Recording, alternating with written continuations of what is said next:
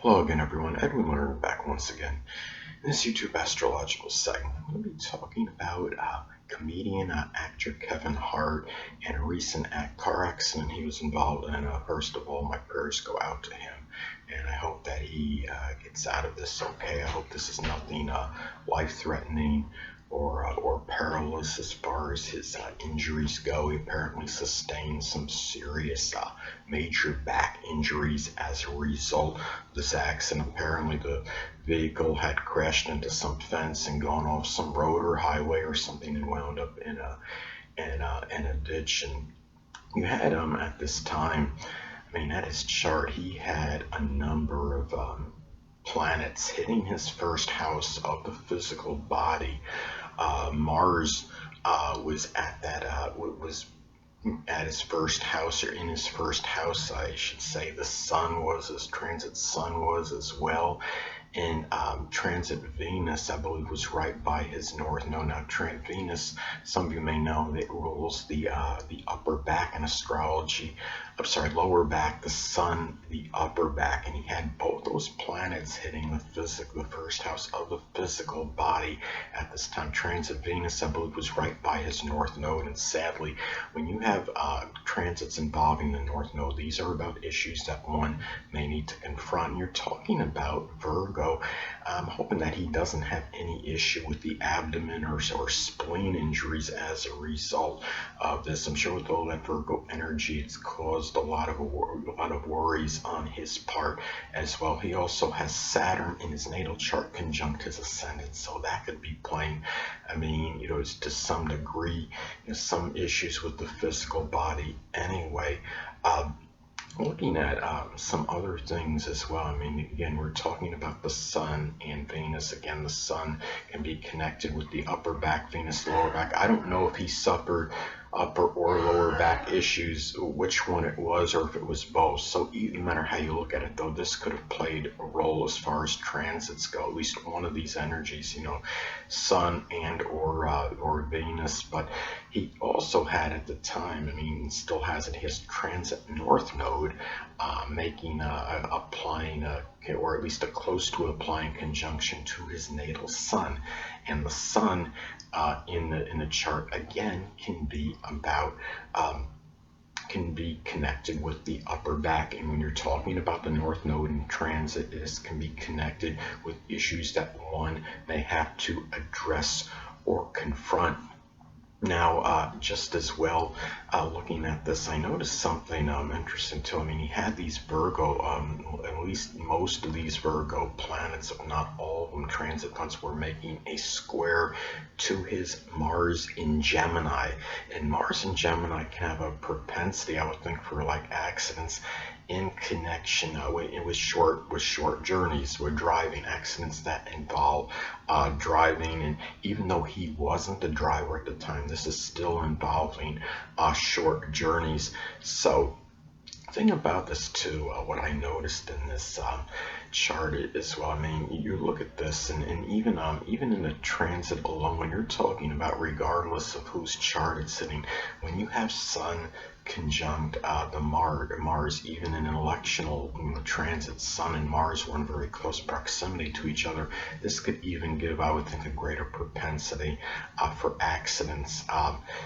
Because Mars, of course, could be connected with it, and the Sun can be that shining light, so to speak, shining light on those matters. And he had transit Mercury near his first house cusp at the time, and transit Mercury can be, of course, associated with short journeys. Now, I thought it was interesting at this time as well. A lot of people don't think that this is very significant or important, but when you're talking in astrology, when you have a transit that's making and really hitting that open spot, if you have Kevin Hart has a mutable T-square configuration in his chart, and the thing about this is he has at the time he had transit Black Moon Lilith, making an opposition to that focal point, or I should say a long opposition to the focal point in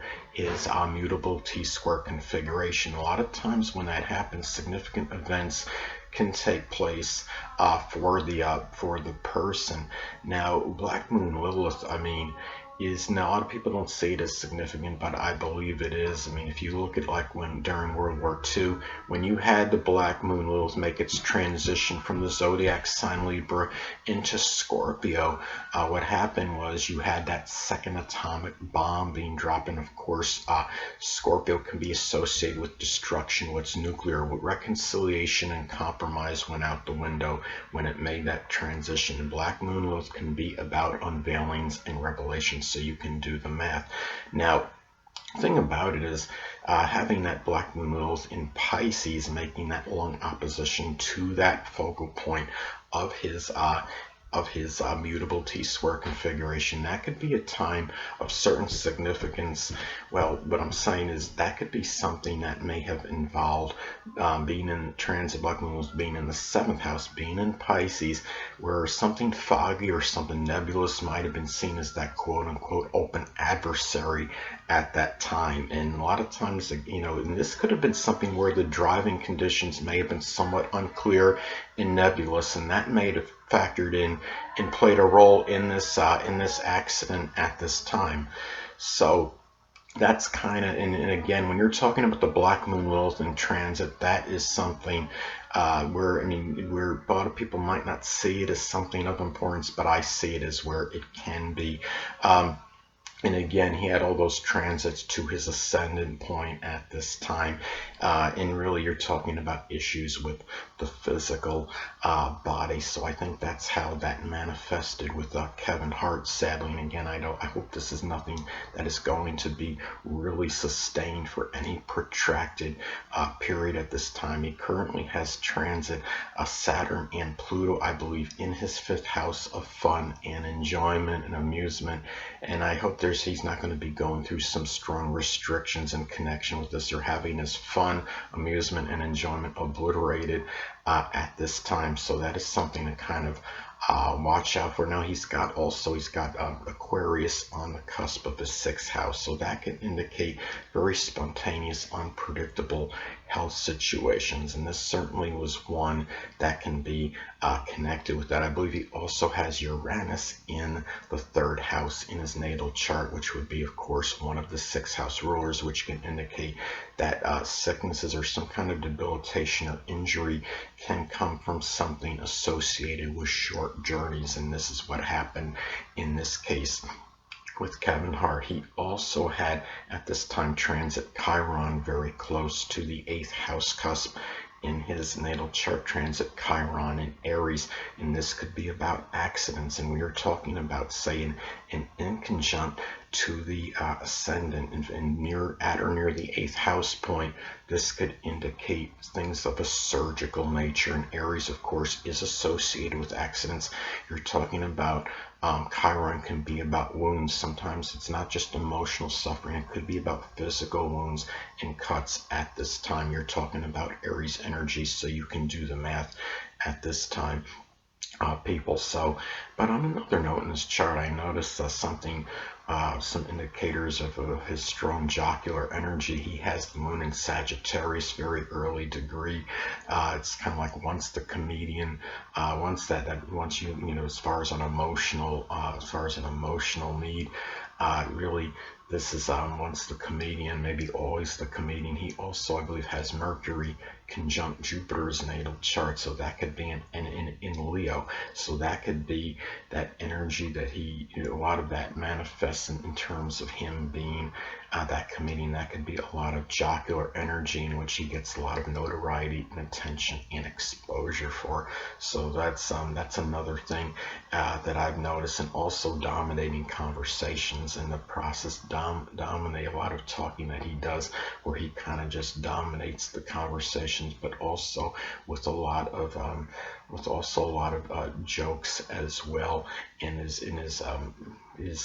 when he talks, it's a lot of Again, it's a lot of jocular, jovial energy, and a lot of subjects he talks about, of course, are going to be very humorous.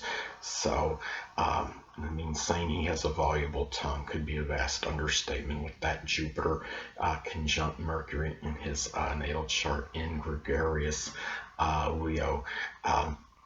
So anyway, people, that'll conclude this YouTube astrological segment.